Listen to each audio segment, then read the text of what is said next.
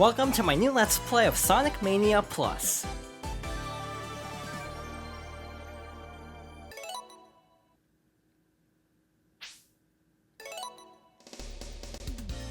Announced for the franchise's 25th anniversary, this immediately became a fan favorite when it released, so with the release of Sonic Superstars, I wanted to revisit this game to see how it holds up and to show what makes it so beloved. For this playthrough, we'll be focusing on Mania mode with Sonic and Tails together.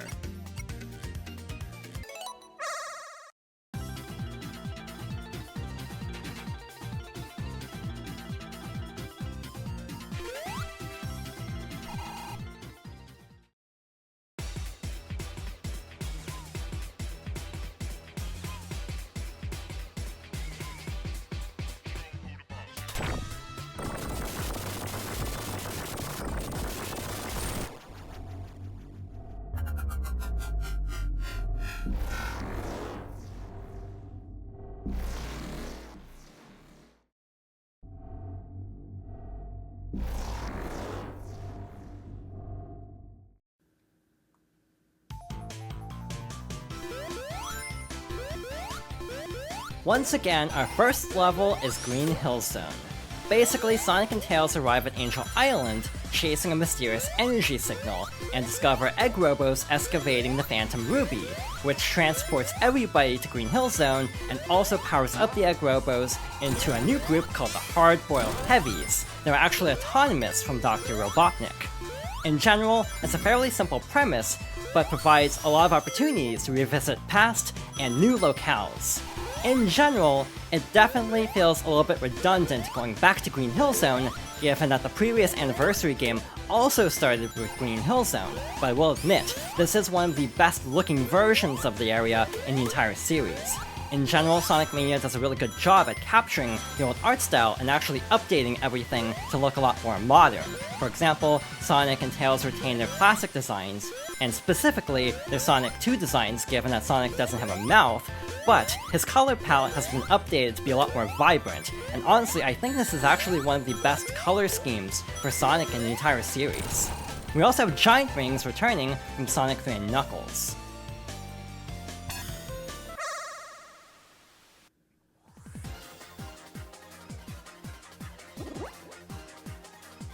Sonic Mania introduces a brand new type of special stage. Basically, we have to collect blue spheres to gain speed, and rings that'll refill the timer. We basically have to catch up to the UFO carrying the Chaos Emeralds. In general, these are fun, though for a first-time player, these can actually be very frustrating, and I definitely remember getting stuck on quite a few of these. This first one isn't too bad. We might not even need Mach 3 to actually catch up to the UFO. We are actually slowly gaining speed on it, so we should be able to get the emerald pretty quickly as long as we are able to cut corners and catch up to it like so. But again, with Mach 3 it will be a little bit easier.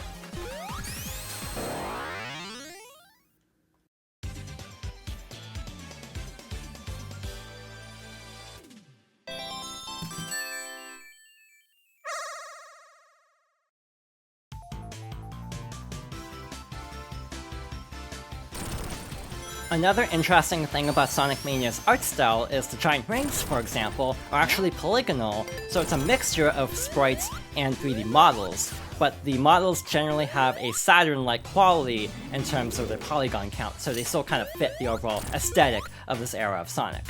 Also, like with Sonic 3 and Knuckles, we actually have Act 1 bosses as well, against certain robots like this. This one isn't too bad, in a way it almost feels like a throwback to the classic Wrecking Ball boss in Sonic 1, but once you destroy one, the other one will start bouncing along like so. Obviously you don't want to attack while it's spiky, though obviously you can simply damage boost through everything, so it's not too bad. And also we do have the falling signposts as well.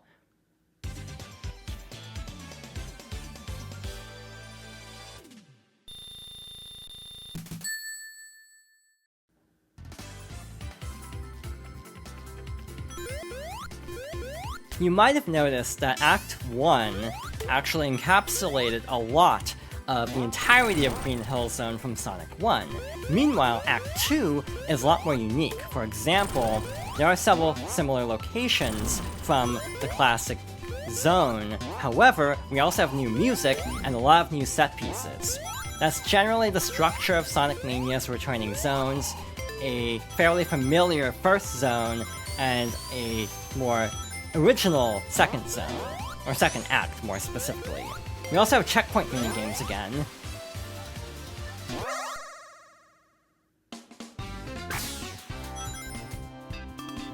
This was actually added in Sonic Mania Plus. By default, the minigame was actually Blue Sphere from Sonic 3 and Knuckles, but I've actually done all of the Blue Sphere minigames on this file, so we immediately get thrown into the pinball stage. So we can gain items this way, but I think we'll just end this to move on. Or I'll actually successfully launch Sonic into the pinball machine, so we can actually grab an item, in this case a shield, and then we'll move on.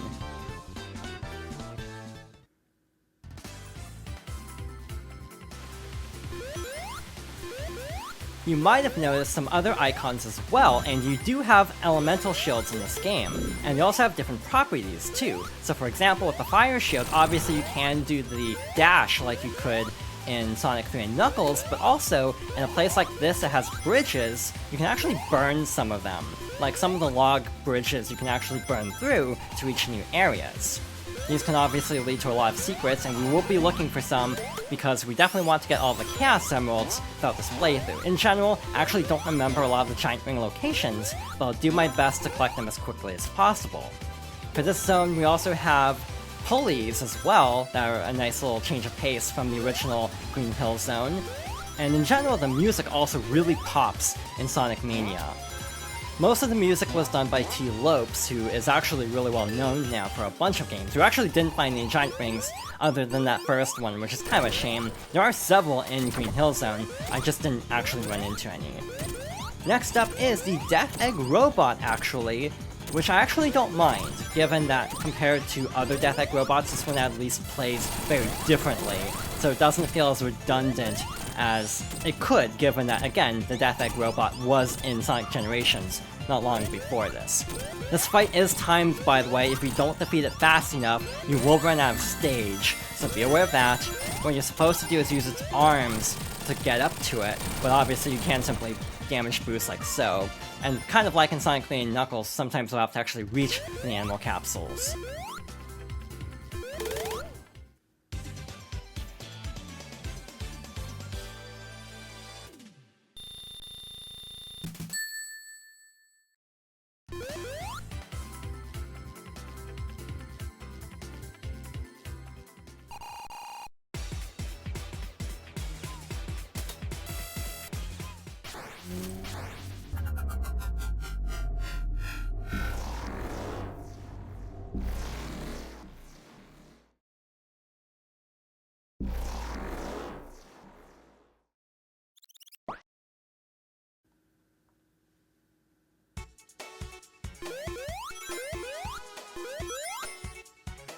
Yet again, we have another returning zone from Sonic Generations, Chemical Plant from Sonic 2. In some ways, I feel like Sonic Mania doesn't put its best foot forward because of having two zones that were already used for an anniversary crossover, but in general, I can't really complain about having Chemical Plant because I do really like Sonic 2, and I do have some nostalgia for this zone, partially just because this is as far as I ever got as a kid most of the time. I'd occasionally get to Aquatic Ruin, but in general, I'd usually get stuck on this zone and end up playing this quite a bit. We actually collected a blue ring, which will actually keep the rings from scattering as much. They'll actually scatter into giant rings that'll be a little bit easier to pick up. In general, also, even though this zone is, again, from Generations, this remix is also very good. So, again, T. Lopes did a fantastic job with most of the rearrangements for the classic songs. And again, a lot of the background elements really pop in this game, but I will say at times, Mania can be a little bit visually busy, more so than the actual original games. Also, it's worth mentioning that the Retro Engine, spearheaded by Christian Whitehead, aka Taxman, and Simon Tomley, aka Stealth, does have some issues. And they mostly appear in Chemical Plant for both the mobile versions and, by extension, the Origins versions of Sonic 2's Chemical Plant, and also this version of Chemical Plant, because crushing is a problem.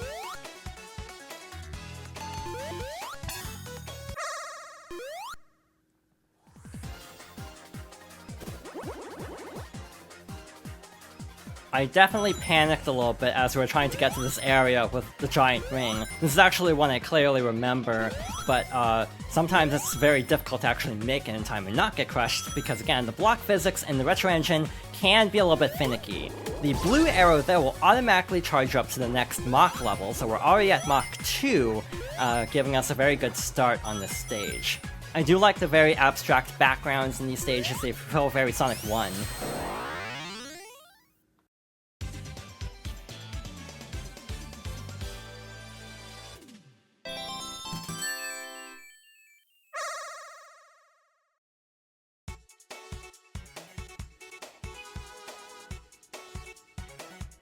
One nice thing about getting the giant ring there is it actually resets the rising fluid, so we actually have a little bit more time to climb up without having to worry about that. But again, in Retro Engine versions of Sonic 1 and 2, specifically Sonic 2 with these blocks, be very careful about crushing. It's very easy to get clipped by a block barely enough to actually die, and there are definitely times when it'll feel very cheap. So yeah, be aware of that. Again, it's just a little bit of a quirk of the engine. In general, the Retro Engine is very good about replicating the original feel of the classics, but again, there's just occasionally little inconsistencies that will kind of remind you that it's not one-to-one, but pretty darn close, all things considered. For whatever reason, I always struggle to remember where the giant rings are in Green Hill, but for some reason I never really have a problem with a few of the rings in Chemical Plant. So we'll probably try to get a couple more emeralds here, and then we'll probably be close to halfway, I hope, by the end of this zone. Because after that, I actually don't remember a lot of the giant ring locations. I definitely should have double-checked some of them before working on this playthrough, but I kind of thought it would be fun to kind of wing it, see how it would go. Well, we've reached the Act 1 boss here, and this one can be a little bit annoying actually. Basically what happens is it has like a bubble shield, and we basically have to wait for it to go away. It'll also launch little bubbles as well that'll deal damage, so we have to be careful, like these. In a way, this reminds me a lot of the Metropolis boss, with a bit of a Chemical Plant twist, so that's kind of a nice little callback to another game as well. Having Tails along is also very helpful because in the Retro Engine games, you can actually hold up and jump to have Tails carry you, and obviously Tails can also do damage as well, which can be very nice and speed up certain fights like this.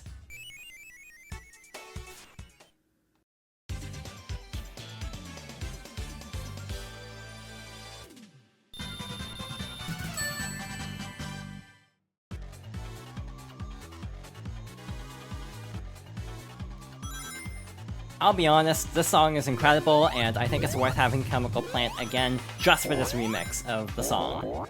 Again, I like how they took the Sonic 3 and Knuckles approach and have the Act 2 songs radically different than the Act 1 songs. While the Act 1 songs kind of try to stay true to the Genesis arrangements, these are just kind of where the composer was allowed to kind of go wild with rearranging these. In general, a lot of the music is stellar in this game, and definitely helps the game to stand out, to be honest.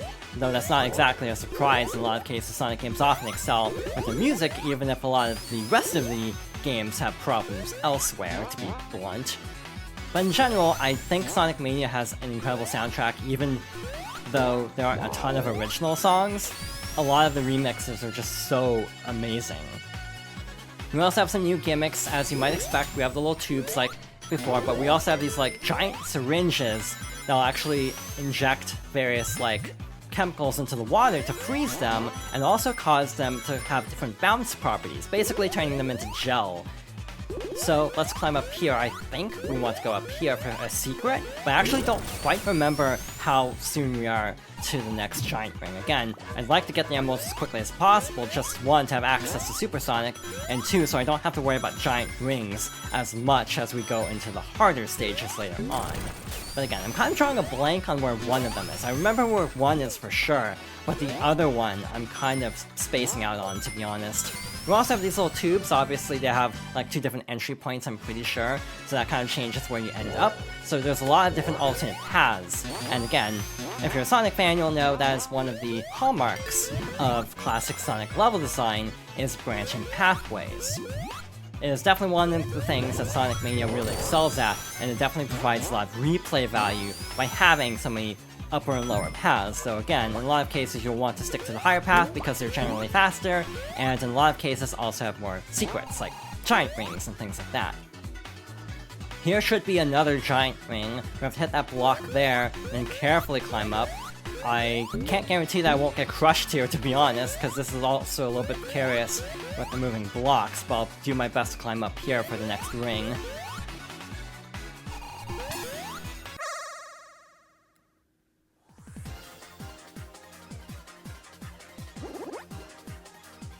Moving on to Special Stage 3, I don't think we'll be able to get away with Mach 2 anymore. I think we will need Mach 3. In general, these are often about memorization. Basically, you can kind of figure out the pattern of the UFO and use that to your advantage, and also the patterns of other things like the spheres themselves. For example, basically knowing which way they actually rotate there will definitely help. And like knowing the best routes for rings and blue spheres and trying to balance everything is both fun and very hectic, but also, again, fairly easy to figure out if you keep playing these stages. If I'm not mistaken, things don't replenish either, so you have to be very careful about leaving enough items in decent spots to actually get without going too far of your way in other instances. So yeah, it's kind of about trial and error. In some ways, I don't really care about that aspect, but still, I feel like at least these early ones aren't too bad. I might eat my words once we get to Special Stage 5, which is actually the wall for a lot of first-time players, and it was my personal wall when I first played Mania. We've reached Mach 3, so we should be able to catch up to the UFO pretty quickly as long as we manage to avoid all the obstacles.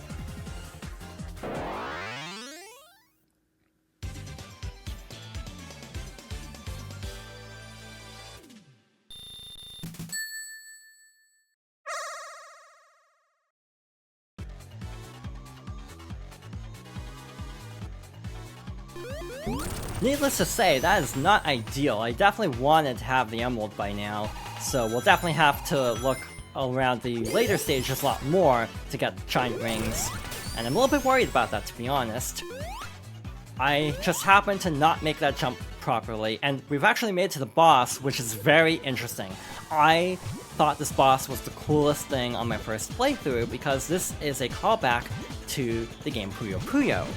In North America, there was a Genesis version and a Game Gear version of Puyo Puyo called Dr. Robotnik's Mean Bean Machine, and this song is a remix of a song from Puyo Puyo.